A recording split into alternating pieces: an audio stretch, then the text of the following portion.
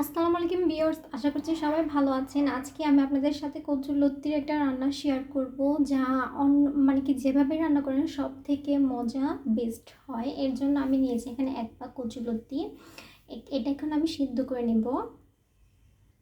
আমি এখানে একটা কড়াই নিয়ে নিয়েছি। এখন এটার মধ্যে সব কচুরলতিগুলো দিয়ে দিব।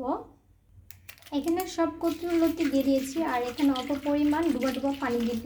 দেখতে পাচ্ছেন, এই যে ডুবা ডুবা পানি, আর এই পানি দিয়ে সিদ্ধ করে নিব। এখানে আমি কচুলতিগুলো বসিয়ে দিয়েছি, চুলার জালটাকে মাঝারি জালে রেখেছি। এখানে দিয়ে দেবো অল্প পরিমাণ লবণ, দেন ঢাকনা দিয়ে ঢেকে দেবো। বলক আসার আগ পর্যন্ত অপেক্ষা করব। বলক প্রায় চলে এসেছে। এখন আমি এটাকে নাড়াচাড়া করে উল্টিয়ে দিব। এটাকে যে ফুল সিদ্ধ করবেন এমনটা না, হাফ সিদ্ধ করে নিতে হবে। এখন আবার ঢাকনাতে ঢেকে দিব। কচুটা প্রায় সিদ্ধ হয়ে এসছে। এটা আমি 4-5 মিনিটের মতো সিদ্ধ করে নিয়েছি, হাফ সিদ্ধ, এখনো ফুল সিদ্ধ হয়নি। এখন পানি ঝরিয়ে নামিয়ে ফেলবো। কচুটা রান্না করার জন্য কচুলতিটা রান্না করার জন্য আমি নিয়েছি এখানে একটা মাঝারি সাইজের আলু, এর মতো করে কেটে নিয়েছি। আর এখানে নিয়েছি 2টা ছোটো সাইজের পেঁয়াজ, আর 4-5টা কাঁচামরিচ ফালি করে নিয়েছি। আর এখানে নিয়েছি একটা ইলিশ মাছের লেজ, মাথা, আর লেজের থেকে 1 পিস কেটেছি। আর মাথাটাকে এর মতো করে 2 পিস করে নিয়েছি। আর নিয়েছি একটা তেজপাতা। এখন দেখাবো কিভাবে এটা রান্না করবেন। চুলার জালটাকে মাঝারি জালে রাখবেন। কড়াইটা যখন গরম হয়ে যাবে তখন পর্যাপ্ত পরিমাণ সয়াবিন তেল দিয়ে দিবেন। তেলটা যখন গরম হয়ে যাবে তখন পেঁয়াজ কুচি, কাঁচামরিচ কুচি দিয়ে দিবেন। দেন নাড়াচাড়া করে নেবেন কিছুক্ষণ নাড়াচাড়া করার পর হাফ চামচ হলুদ মরিচের গুঁড়া দিয়ে দিবেন। আর দিয়ে দিবেন স্বাদ অনুযায়ী লবণ। এখন অল্প পরিমাণ পানি দিয়ে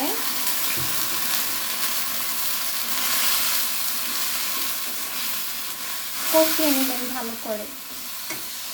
যখন মশলাটা কষানো হয়ে যাবে ওই পর্যায়ে দিয়ে দিবেন মাছ দেওয়ার পর তেজপাতাটাকে আপনারা 4টা টুকরো করে দিয়ে দিবেন। আর এই তেলে মাছটাকে কিছুক্ষণ কষিয়ে নেবেন। মাছটা কিছুক্ষণ তেলে কষানোর পর দিয়ে দিবেন অল্প পরিমাণ পানি, এর মতো ডুবা ডুবা পানি। দেন দিয়ে দিবেন আলু আর মাছটাকে একসাথে সিদ্ধ করে নেবেন।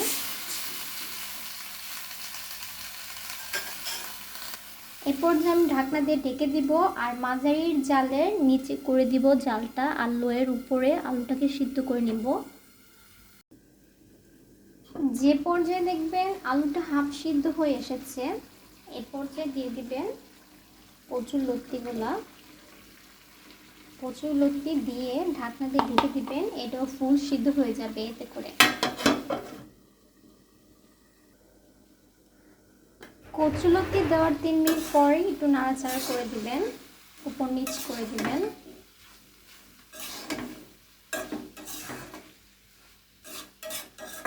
দেন আবার 3 মিনিটের জন্য ঢাকনা দিয়ে ঢেকে দিবেন।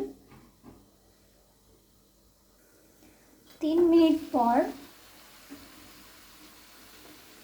হাফ চামচেরও কম ভাজা জিরের গুঁড়া, যা দেওয়ার ফলে স্বাদটা দ্বিগুণ বেড়ে যাবে। আর দেন নাড়াচাড়া করে আবার 2 মিনিটের জন্য ঢাকনা দিয়ে ঢেকে রাখবেন। এভাবে একবার হলো ট্রাই করবেন, অনেক মজা লাগে আমার কাছে।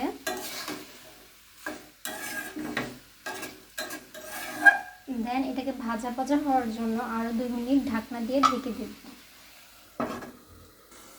2 মিনিট হয়ে গেছে, দেখতেই পাচ্ছেন কি সুন্দর তেল বের হচ্ছে। এই যে কচুরলতিতে কিন্তু তেলটাকে কম টানে। হ্যাঁ, আমি আলু দিয়েছি এর জন্য সুন্দর করে ভাজা ভাজা করে নিলাম তেলে।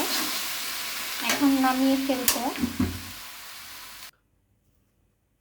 দেখতে পাচ্ছেন কি সুন্দর হয়েছে আর সুন্দর একটা স্মেল বের হয়েছে। দেখতে পাচ্ছেন আমার মাছ কিন্তু একটুও ভাঙে নেই, সেটা মাথা হোক আর হলো মাছ হোক, কারণ এখানে মাছটা ভেঙে গেলে দেখা যায় কাটা কাটা লাগে, সেক্ষেত্রে খেয়াল রাখবেন।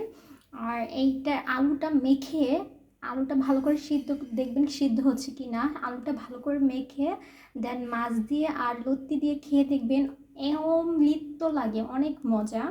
ট্রাস্ট মি, আপনারা খেয়ে একবার হলো আমাকে জানাবেন কেমন লেগেছে। আমার কাছে খুবই দারুণ লাগে। সবাই ভালো থাকবেন, সুস্থ থাকবেন, আল্লাহ হাফেজ।